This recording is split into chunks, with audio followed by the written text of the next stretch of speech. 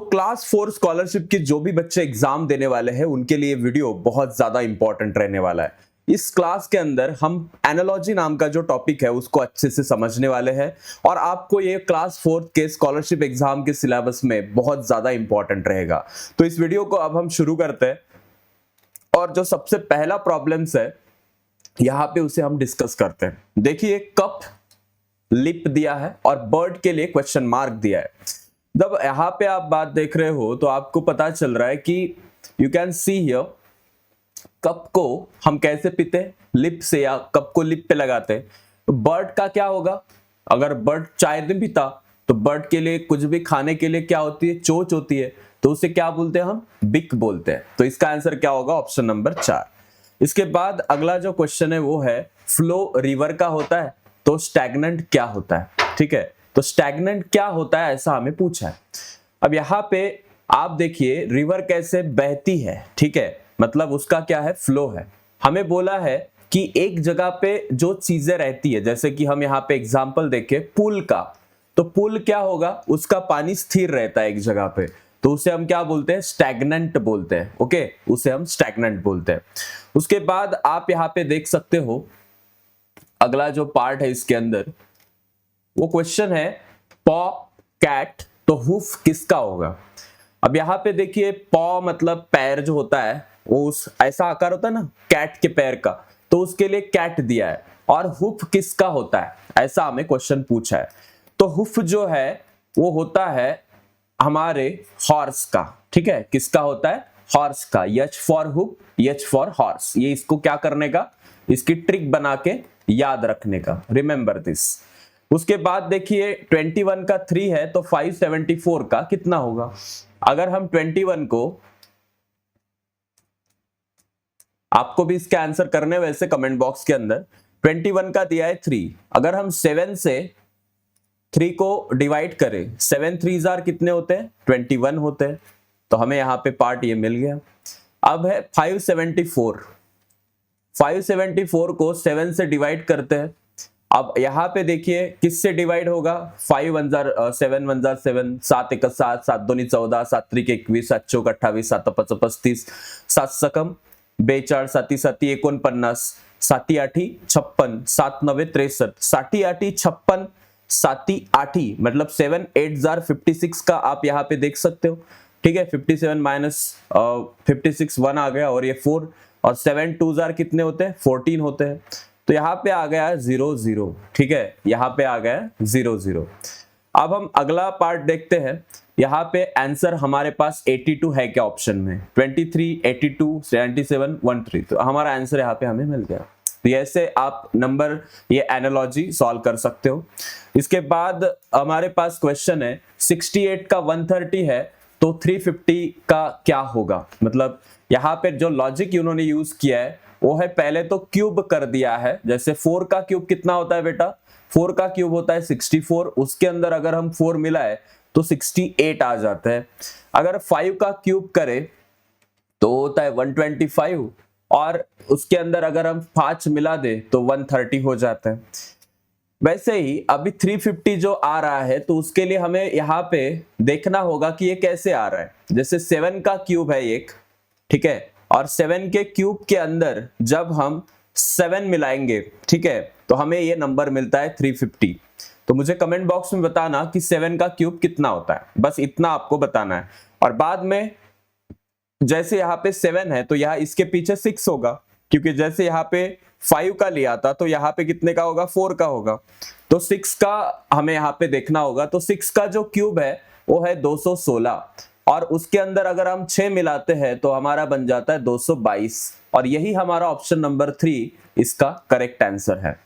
अगला क्वेश्चन देखिए, 5 का 36 दिया है तो 6 का कितना होगा? वैसे देखा जाए ये स्क्वायर किसका है बेटा? आपको अगर स्क्वायर्स पता होंगे तो आपको पता है 2 का स्क्वायर 4, 3 का स्क्वायर कितना होता है? 9, 3 का बाद 4 का स्क्वायर कितना होता है? 4 का स्क्वायर होता है 16, 5 का स्क्वायर कितना होता है? 5 का 25, 6 का स्क्वायर कितना होता है? 36, फिर 7 का स्क्वायर कितना होता है? 49।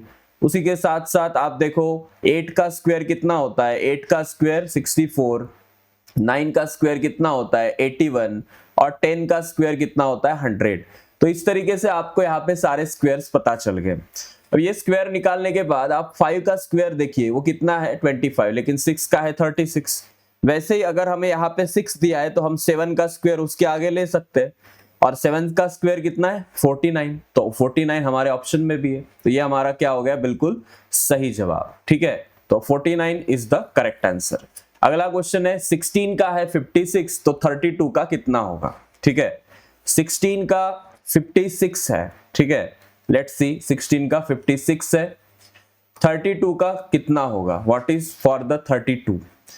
अब यहाँ पे 16 और 56 के अंदर जो रिलेशन हमें दिखता है वो है, पहले तो वो लोग उसको 77 से मल्टीप्लाई करते और फिर डिवाइड 2 कर देते।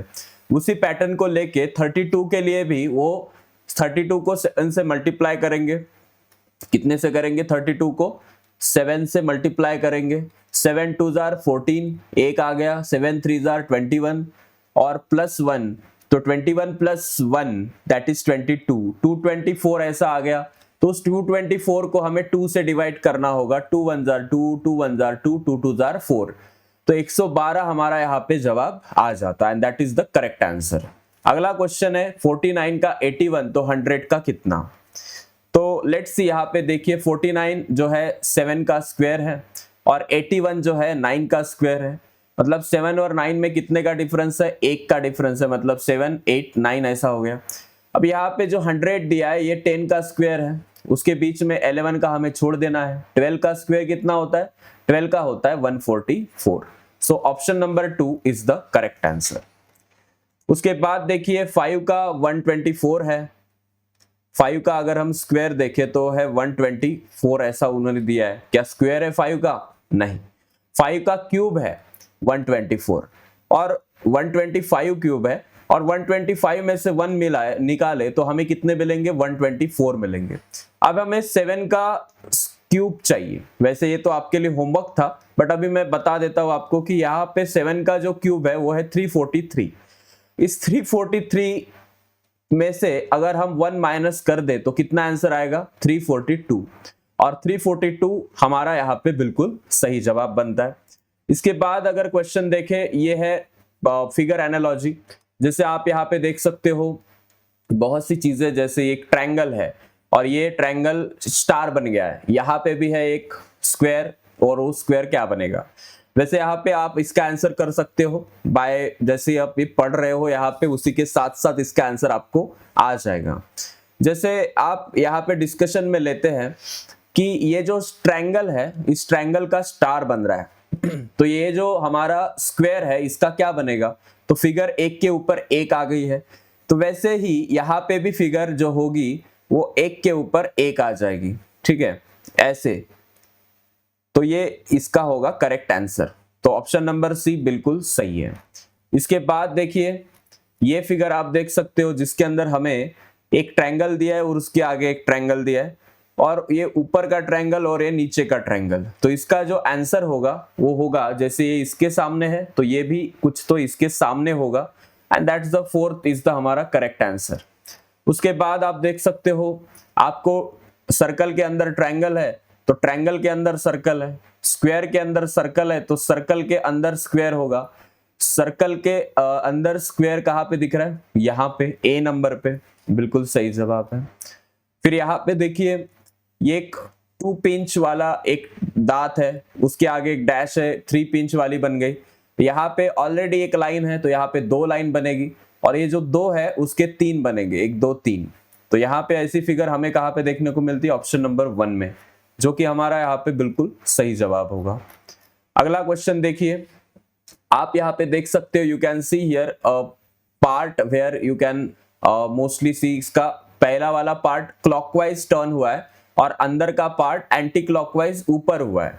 यहाँ पे भी क्या होगा, ये पहले बाहर का क्लॉकवाइज टर्न होगा और ये अंदर का जो है एंटी क्लॉकवाइज टर्न होगा। मतलब कुछ हमें यहाँ पे फिगर मिल सकती है ये सी नंबर की, या फिर हमें फिगर मिल सकती है इसके अंदर बी नंबर की। बी नंबर की फिगर ज्यादा क्लॉकवाइज भी हो रहा है यहाँ पे, और अंदर की फिगर नीचे भी आ रही है, लाइक यू कैन से ये उस एंगल में चली गई। तो B will be our correct answer. ठीक है, यस। अब यहाँ पे हम देख सकते हैं ये सर्कल है, ये स्क्वायर है, और यहाँ पे इसकी ये डैश हटा दी और इसकी पोजीशन ये कर दी। फिर यहाँ पे n है और एक सर्कल है, तो n और सर्कल की बात करें तो यहाँ से कुछ ना कुछ तो रिमूव होगा, जैसे ये यहाँ पे आ जाएगा और ये लाइन गायब हो जाएगी। बी हमारा आंसर यहाँ पे आ सकता है, जो कि बिल्कुल सही जवाब है। इसके अंदर मैं आपको एक और इम्पॉर्टेंट बात बताने वाला हूं कि आप अगर बच्चे अभी 4th से आप 5th में जाओगे, 5th के बाद आपको पता है कि एक अच्छी बैच आपके लिए और आपके सीनियर्स को आप रिकमेंड कर सकते हो, उसका नाम है लर्नर्स बैच। या आपके कोई भाई है बहन है घर पे, उनको आप बता सकते हो। तो लर्नर्स बैच का खासियत ये है कि इसके अंदर जो भी बच्चे 9th में जा रहे हैं उनको हम यहाँ पे प्योर प्रॉपर गाइडेंस देने वाले, जिनसे उनकी ये जो 9th और 10th की जो आगे की जर्नी है वो अच्छी हो जाएगी। इसके अंदर आपको 3 टीचर्स पढ़ाएंगे, यहाँ पे विधि मैम पढ़ाएगी आपको, यहाँ पे मैं भी पढ़ाने वाला हूँ आपको, प्रवीण सर भी यहाँ पे पढ़ाने वाले हैं। और आप यहाँ पे देख सकते हो ये जो कोर्स है ये काफी महंगा था, लेकिन उसकी प्राइस पहले कट करके फिर एक बार आपको कट करके बहुत ही कम प्राइस के अंदर 2499 रुपीज में ओनली मिलने वाली है। और ये स्पेशली डिजाइन की है महाराष्ट्र बोर्ड के बच्चों के लिए। So please go with this and आपको आपके सारे भाई बहन को ये इंफॉर्मेशन फॉरवर्ड करनी है, क्योंकि ये बैच का रिजल्ट अब तक 100% आ चुका है। अभी आप और आपके भाई अगर फ्यूचर में वेदांतु के ऑफलाइन सेंटर्स में जाना चाहते हो तो आपके लिए ऑफलाइन स्टडी का भी एक बहुत बढ़िया जरिया है, जिसके अंदर पीसीएमसी पुणे में, स्वारगेट पुणे में, औंध पुणे, सिंहगढ़ पुणे, अमरावती महाराष्ट्र, बुल्ढाना महाराष्ट्र, नागपुर महाराष्ट्र, अहिल्यानगर महाराष्ट्र और जलगांव महाराष्ट्र के अंदर वेदांतु के ऑफलाइन सेंटर्स अवेलेबल है। इसके अंदर आपको 90% तक स्कॉलरशिप जो है वो स्कॉलरशिप भी मिलने वाली है and you can just join here. और आपको कोई भी डाउट हो, इंक्वायरी हो, तो आपको यहाँ पे एक नंबर भी दिखेगा। फॉर जेई, नीट, एमएसटी, सीटी और फाउंडेशन के लिए ये एक बहुत ही बढ़िया प्लान है। और आप स्कॉलर्स बैच के बारे में नहीं जानते होंगे, बट आपको पता होगा कि ये जो आपके 10th के भाई बहन या भैया दीदी है उनको आप बता सकते हो कि scholar batch 9th moving 10th के बच्चों के लिए है, जिसके अंदर प्राइम का 1 ईयर का सब्सक्रिप्शन 2999 और प्राइम कोम्बो का 1 ईयर का सब्सक्रिप्शन 3599 रुपीज का है। इसको आज ही आप एनरोल और अनलॉक कर सकते हो और आपके सारे जो 10th के भाई बहन है वो अपने क्लास में 90+ मार्क्स स्कोर कर सकते हैं। तो उनको फॉरवर्ड ये चीज जरूर कर देनी है आपको। अभी हम अगला क्वेश्चन देखते हैं। अगला क्वेश्चन आप इसका आंसर करो कमेंट बॉक्स के अंदर। अगर आपको ये ऑप्शन है कि इसका आंसर आप कमेंट बॉक्स में कर सकते हो तो please do answer for this question. इसके अंदर देखिए कि ये जो ट्रायंगल है उसके बाहर कुछ सर्कल्स है, उसके बाद ये जो स्क्वायर है उसके अंदर वो सर्कल्स कंप्लीट हो चुके हैं। वैसे यहाँ पे एक ट्रायंगल है, उस ट्रायंगल के अंदर कुछ आपको सर्कल्स दिख रहे हैं। तो बाहर अब क्या होगा, अब बाहर अगर स्क्वायर होता है तो ये जो अंदर के स्क्वायर है ये कहाँ दिखेंगे, हमें सर्कल्स बाहर दिख जाएंगे। यू कैन सी हियर, ऐसे आपको बाहर दिखेंगे। तो ऑप्शन नंबर ए जो है इसका बिल्कुल सही जवाब होगा। अब यहाँ पे देख सकते हो आपको एक डोनट जैसा दिख रहा है, फिर उसके ऊपर एक डोनट आ जाता है दूसरी फिगर में, फिर एक आपको रेक्टेंगल दिख रहा है, उसके ऊपर और एक रेक्टेंगल आ जाएगा दूसरे फिगर में। तो सी होगा इसका बिल्कुल सही जवाब। फिर देखिए यहाँ पे ये जो स्क्वायर है उसके अंदर 3 सर्कल्स आपको देखने को मिल रहे हैं। फिर एक सर्कल है उसके अंदर आपको 3 स्क्वायर्स देखने को मिल रहे हैं। फिर यहाँ पे एक ट्रायंगल है उसके नीचे आपको 3 लाइंस देखने को मिल रही है। और अब ये 3 लाइंस है तो एक ही लाइन रहेगी और एक लाइन रहेगी तो ऊपर आएगी और यहाँ पे 3 अंदर क्या बनेंगे, ट्रायंगल्स बनेंगे। तो ऐसी फिगर आपको यहाँ पे दिख रही है, तो यही इसका आंसर होने वाला है, जो कि आपको बिल्कुल सही पता चला। अब यहाँ पे देखिए एक लाइन है, फिर आगे चल के देखते तो उसका नॉट स्टार्ट पॉइंट बदल जाता है और वो लाइन कुछ हमें इस तरीके से देखने को मिलती है। उसी तरह आप देखो यहाँ पे तो हमें 2 सेगमेंट्स दिखे, तो एक का अगर देखा तो 1 2 3 हो गए, तो इसे 2 है तो 2 का कितना बनेगा, हम 4 बना सकते हैं सर। 1 2 3 और 4 ऐसा फिगर हमें यहाँ पे भी दिख रहा है, ठीक है। और आई थिंक यही इसका आंसर होगा, आपका भी आंसर यही आना चाहिए था। सो ऑप्शन नंबर सेकंड इसका बिल्कुल सही जवाब होगा, that is option number B. उसके बाद आपको 3 पंखुड़ियां देखने को मिल रही है, उसके आगे आपको उसके साथ ही खुली वाली 3 पंखुड़ियां देखने को मिल रही है।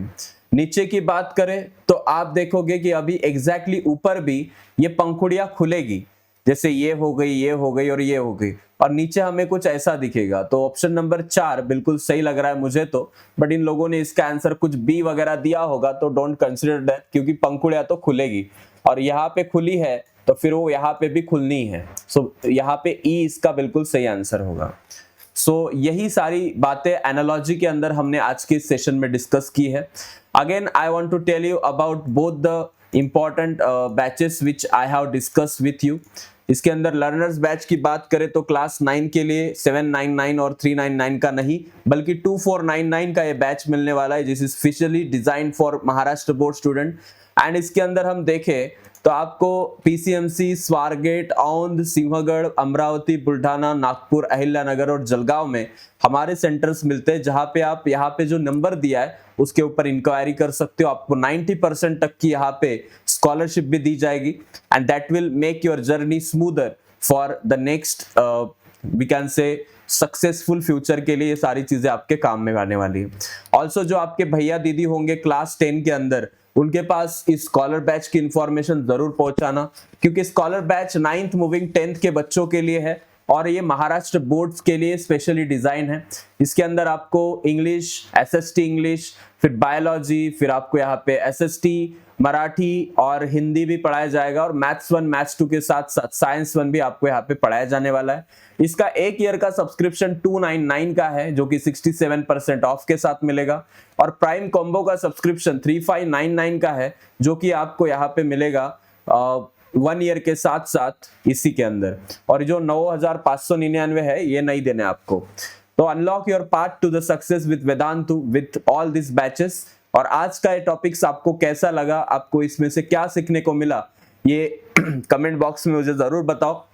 और आपके जो एक स्कॉलरशिप की एग्जाम है, इस एग्जाम के अंदर आपको बहुत सारी चीजें सीखने को मिलेगी। जैसे यू कैन सी आपको यहाँ पे एनालॉजी है, फिर हम नेक्स्ट सेशन में नंबर सीरीज लेने वाले हैं, और नंबर सीरीज के साथ ही आपको बहुत सी अदर टॉपिक्स की भी छोटी छोटी वीडियोस मिलती रहेगी। उन वीडियोस से आप सीख सकते हो कि आपके ये जो इंटेलिजेंस के टॉपिक है ये सारे क्लियर हो जाएंगे। साथ ही साथ आपको इसके अंदर जो भी डाउट्स आते हैं वो हमें आप पूछ सकते हैं। और एक इंपॉर्टेंट बात, जैसे मराठी के अंदर नाम है, सर्वनाम है, विशेषण है, आपके लिए मनी, वाक प्रचार, ये बहुत सी चीजें देखने को मिलती है। इनके भी सारे के सारे जो वीडियोस है आपको इसी चैनल पे मिलेंगे, मतलब आपके बहुत ज्यादा यहाँ पे फायदे होने वाले।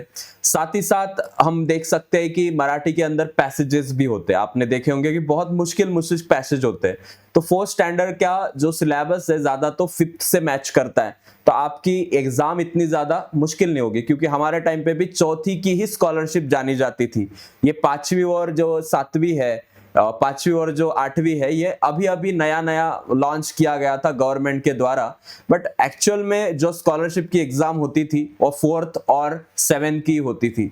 5वीला आला तर नाही, तर 4थीला आला किंवा 7वीला गेला तर त्याला माहिती असायचं की आपली आता स्कॉलरशिपची एक्झाम आहे।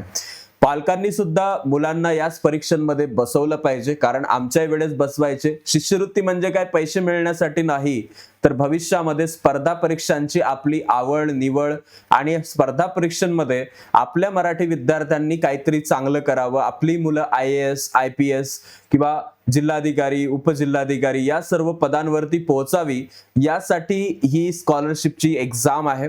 आणि या स्कॉलरशिपच्या एक्झाम मध्ये वेदांतूने नेहमीच विद्यार्थ्यांना सपोर्ट केलाय, मग ती NWMS ची एक्झाम असो त्यातही वेदांतू पुढे आहे, किंवा यामध्ये तुम्ही जर पाहिलं तुमची स्कॉलरशिपची कोणती परीक्षा असो ज्यामध्ये या सगळ्या गोष्टी जास्तीत जास्त विचारल्या जातात, सगळ्यांमध्ये वेदांतू पुढे आहे। आता एनालॉजी सारखा टॉपिक YouTube वरती खूप कमी लोकांनी शिकवलाय, बट एनालॉजी वरती लगेच जर काही विचारलं किंवा लगेच जर काही क्वेश्चन आला तर आपल्याला कळतं by the Vedantu offline online centres आणि ऑनलाईन लेक्चर्स मध्ये तुम्हाला लगेच नाव दिसतं, आणि सगळ्या गोष्टी तुम्ही इथे पाहू शकता, तेही विनाशुल्क, कोणत्याही प्रकारचे तुम्हाला इथे पैसे द्यावे लागत नाही। तर या सगळ्या गोष्टींसाठी हा एक खूप सुंदर असा प्लॅटफॉर्म आहे। यामध्ये तुम्हाला जर काही प्रश्न असतील, डाउट्स असतील, तर ते तुम्ही कमेंट बॉक्समध्ये नक्की विचारू शकता, आणि तुमच्या सर्व शंकांचं निरसन करण्यासाठी तुम्हाला डिस्क्रिप्शन मध्ये वेदांतू ऍप दिसेल, त्यावर आमचे नंबरही असतात। त्यावर तुम्ही फोन लावू शकता आणि तुमच्या सर्व प्रश्नांची जी काही उत्तरं आहेत ते तुम्हाला तिथं मिळून जातील. ठीक आहे. So thank you so much students. आता आपण भेटूया पुढील व्हिडिओमध्ये. Bye all of you. Take care.